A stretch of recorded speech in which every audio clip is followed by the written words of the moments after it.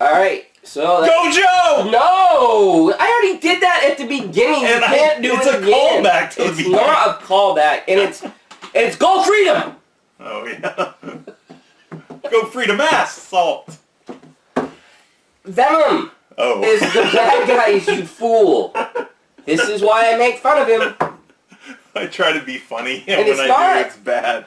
Okay, so 3-player game.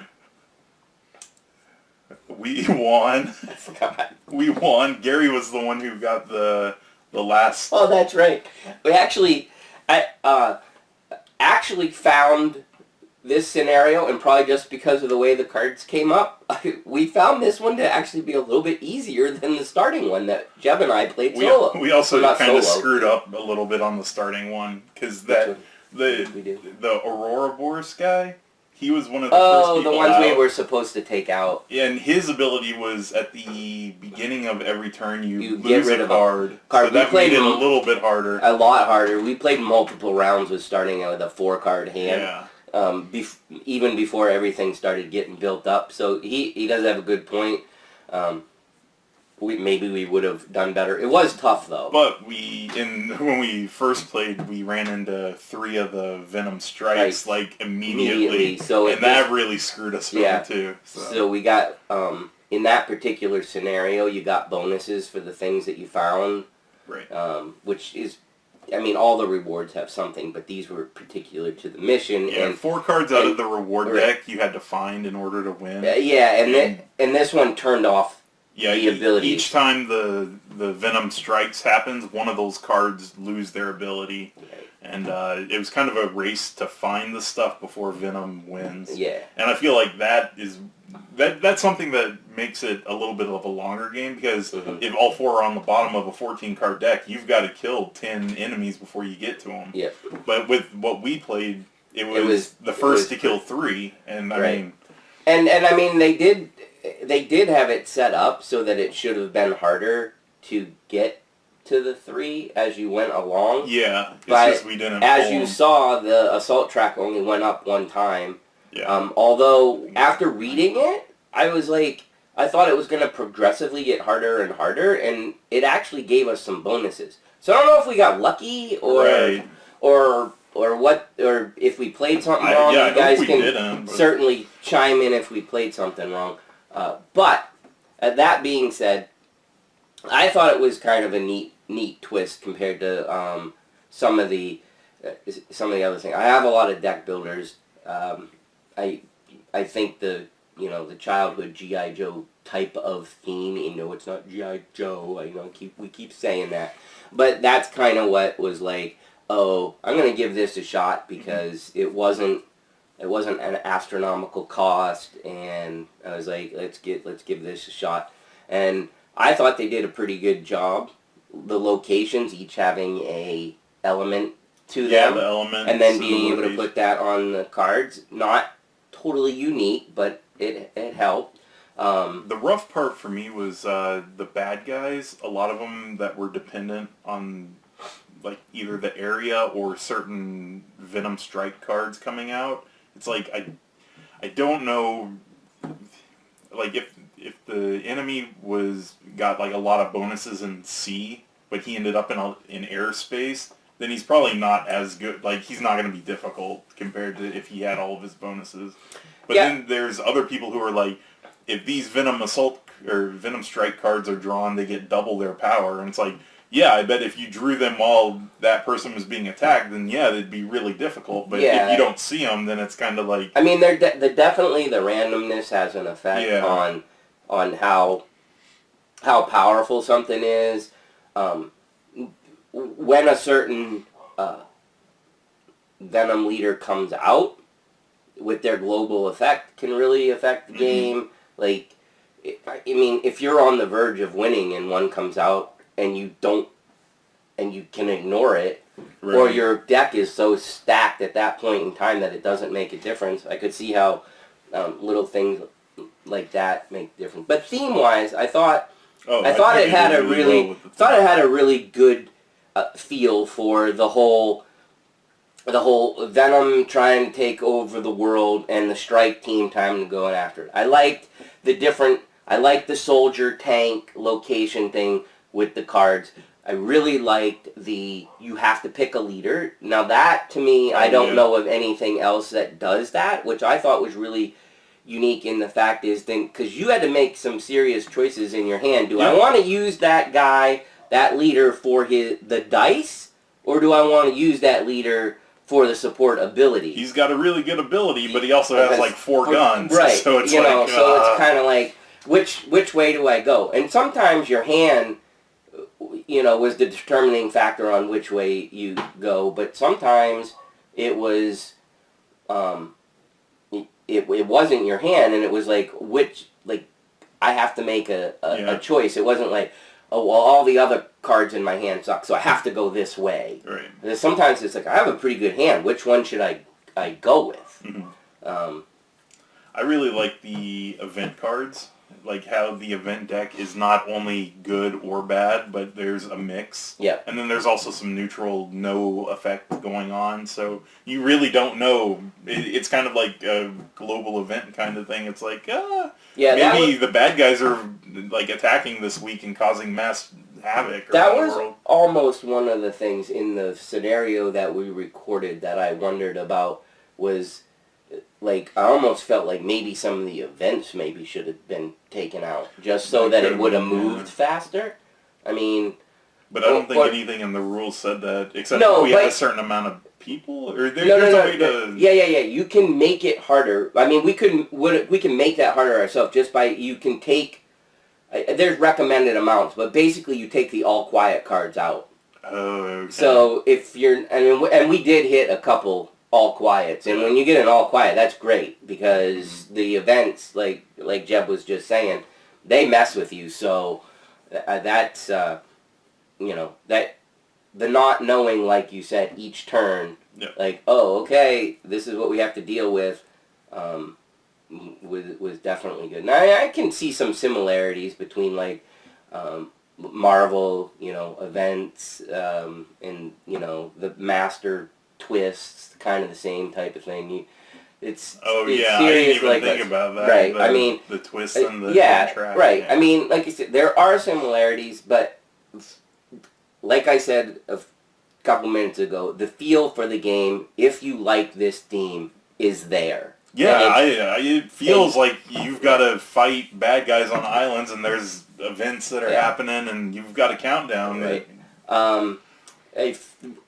As for the rule book, I feel like the first game was a little bit of a... We had to play a game just to like walk through it, because we read the rules, but it kind of left you with I need to see this. Yeah, that it was that type of thing, and the rule book is a little thick, but it's not. If you've played deck builders, I think I would almost say just open the rule book, just read the setup, do what they say, and just take one phase at a time. It'll take you a while, comparatively. But if you do that, I think if you played any deck builders, it'll click like that. And I wouldn't recommend starting with this game for your first deck builder. Right. That's just my opinion, anyways. Yeah. I know for this one, when we were going, like, we normally tend to do everything in order, but in this one, there's, like, sub-bullets under each thing on their page, and sometimes we got stuff mixed up that we didn't think was too important, but then we'd run into scenarios where it's like, it actually does matter, because if I'm gaining dice and they're taking away dice, then... Yeah, Jeb, there was actually a couple times, I don't know if they're in the recording or not, that he actually said, what's the order, because order matters in this case. And like you said, it's like, okay, it's the tactical phase. Okay, this first, this first, this first, and whose tactical abilities go first, because that makes a difference. Yep. That type of thing. In general, it seemed like the heroes got to do their thing before the villains, which in some aspects made sense, because if you're the one attacking the bad guy, it's kind of like, I'm sure there's some override things or certain situations that might be questionable, but in general, I didn't once we had a feel for the game, I didn't find that it was very, what's the word I'm looking for? There weren't any things that we had to look up multiple times. Right. There wasn't a lot of ambiguous stuff or ambiguities, however you want to say it. I felt like it was a pretty clean type of game.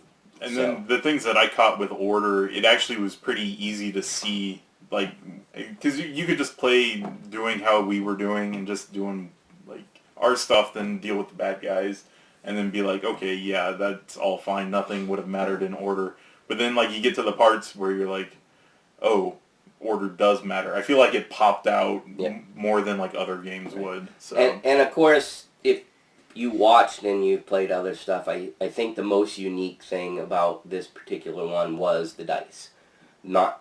Can't think of any other game that has the battle system with the dice. You know, I mean, normally in a deck builder, it's like, here's my power, here's what I need, how much power I need to win, and then that's it. In this game, it's like, here's my power, what's the bad guy going to do to me before I get to roll these dice? I mean... And there's a chance you're not going to... Yeah, and there's a chance that by time he's done messing around with you, you physically don't have the power anymore to be able to win. And that was very, very cool. Not only that if the bad guy reduces you too much, you have to roll so hot. Yeah. It's like, so that was... or they increase their shield, so you got to roll 6s. Well, that's what I meant by rolling so hot. And like, I mean, and then some of them, it's like if you don't have any bonuses, if you don't have any bonuses to your roll, and you're on the 7 spot, just scoop it up and pass your turn. Which, that to me, aside from the theme and fitting it in well, was probably the most unique part of the game, and I thought that executed very, very, very well.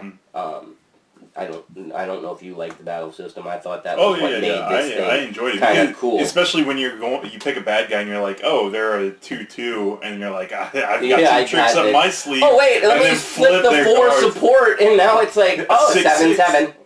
Like, And just go home. Yeah.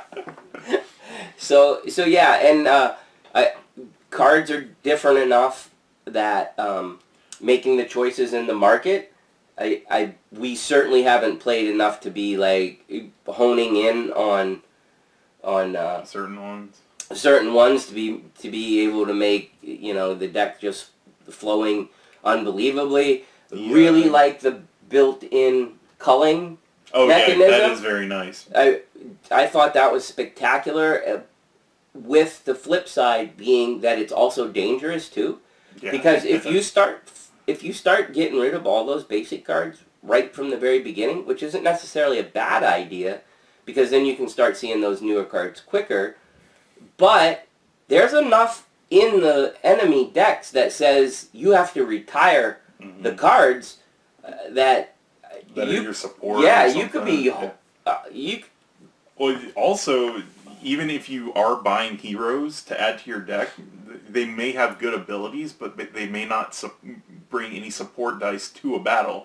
So you could just end up with your leader being the only one with dice, but if you had your basic dudes, at least all of them provide one. Which makes you have to be careful with the vehicles and stuff, because a lot of the vehicles are just that we've seen. The deck is really thick. We haven't looked at all the cards, but a lot of the tanks and stuff really are what a tank would be in support.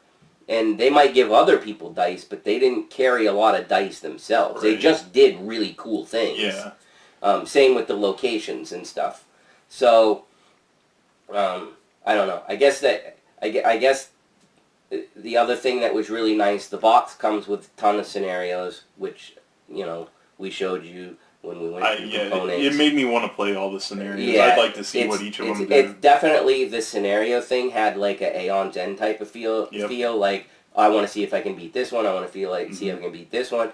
Like we mentioned a couple of minutes ago, if you're finding them too easy, super easy to take the all quiets out, and then all of a sudden you've got a problem. That type of thing. So that's a thing that both Jeb and I really like in a deck builder, is when when they have a scenario type of thing, and it's not just like it's not like the base game of DC Deck Builder, right? Right. I mean, which we did, and it's kind of everybody like a pseudo campaign. Right. Everybody knows I like the Crisis version with the DC Deck Builder better, but in its core, it's pretty much, buy, swing, and move along, and whoever's got the best synergy with their deck is almost going to win every single time in that game, just because if you rack off enough villains, you're just gonna win. It's almost impossible to catch up. Anyways, we're getting sidetracked on other games. The things that we didn't like? Is that where we're at now? Yeah, I think so. One of them was the kind of setup in the rulebook, because we were running into questions on what should be included and what shouldn't be. Because when, at one point it said to remove all the cards with the file in the bottom right, but when we looked on the villains, there was only one card with it, so it's like, is that right? Because, like, certain scenarios tell you to pull out specific cards. It's like, maybe more we're supposed to have. Yeah, but there's a lot of files in the reward cards and stuff. I mean, that one made sense, because the rewards kind of went with the stories. Right. And that is well, I was going to go in the same direction as what Jeb just said, but I was just going to blanket it with, the rule book's not bad, but I wouldn't say it was difficult either. It wasn't the best. Right. I feel like somebody that was like, oh, this looks really cool, not hugely into games, picked it up because it looked neat, might get a little frustrated. And I say might, I could be totally wrong. I just felt like that one was a little bit, I don't know, maybe it was the flow. It wasn't that the information's not there. I don't want anybody to think that it was awful. It wasn't Super Dungeon Explorer awful. I mean, it's not even bad. It's just, it felt like it could have been better. Yes. I guess. Yeah. And like Jeb said, like that whole thing on the file is just it's a little blurb somewhere. It's very confusing, at least from my standpoint, with all the games that I've played. I'm like, why would you put that in the rule book for just one card? Like, expansion-wise, if they were thinking into the future, if they were thinking into the future, could have been done a little better. That's all. That is definitely a good example of something that could have been done a little better. It doesn't hurt the game. The way it was worded was like, remove all the cards that are specified in missions or something, and it made it sound like you remove you have to look at each mission card and remove the specific person. But then you get to the blurb that you found, which is only the ones with to have a file. And that just kind of confused me. Because that's literally what we did when we first read the card. Jeb went through every single mission card, looked for who the villain was, and took them out. And then we were like, that doesn't make sense either. And then we found the little file symbol, and then we were like, oh, okay. Maybe that was just us. Maybe maybe a lot of other people read it and didn't and see that. Maybe it was just luck of the draw with that mission. I don't know. Like I said, it wasn't the rule book. That was the biggest problem for me. It just didn't give me warm fuzzies. That's all I'll say. Except for the insert. And the insert. But I'm not gonna. We won't fault you like FFG. No, because they're a huge company. There's no reason for their insert. You guys, and there's plenty of ways to take care of the box, little deck boxes, the magic tape stuff, or whatever that stuff is called. There's a bazillion ways to take care of it. I mean, if we could have everything we wanted, and if this, I know this Kickstarter it wasn't a, hey, we made $2 million Kickstarter or anything like that. Right, so we'll throw in an insert. Perfectly acceptable for that, but it is a bummer when you open it up and you see, oh crap, I got all these cards and there's no nooks and crannies to put them in. So that's kind of a oh well, just what you get. So did you read anything of the Kickstarter? The new one? Yeah. Do you know what the expansion brings? I did not, because I'm really trying really hard right now not to back a whole bunch of stuff, and that's not to mean that I wouldn't or whatever, but we have so much stuff. I have so much stuff right now that I haven't touched that I just have to. I have to choose very carefully, and I haven't chose anything in a little bit. Like, it was killing me just the other day. There was a few up there, and I let them pass. Ooh. And I'm still eyeing late pledges. I've been trying hard, so that doesn't mean that I wouldn't pick this up right online from them, especially if we end up doing a series with the different missions. I didn't read all the details, but the one thing that caught my eye is that they added the neoprene playmat for the board. That would be very nice. Yeah, and I think they posted on Facebook. They were like, "Do you think that'd be cool?" And I was like, "Yeah, that would." I like those. I like the neoprene for the big area maps and picking up cards and stuff like that. The board works really. It works fine. Yeah. I really like in games like this. I really just like having the places to set the cards. It's very helpful rather than just on a table. Yeah. When they're a little more complex than just like a Dominion type of thing.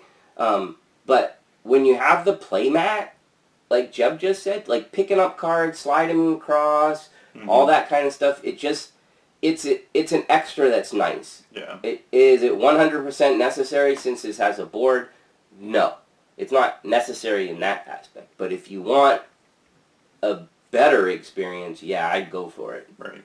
So, all right, I got nothing else other than I'll leave it with the things to remember. Just do on the back of the rule book, do like Jeb always says. Go step by step until you know it.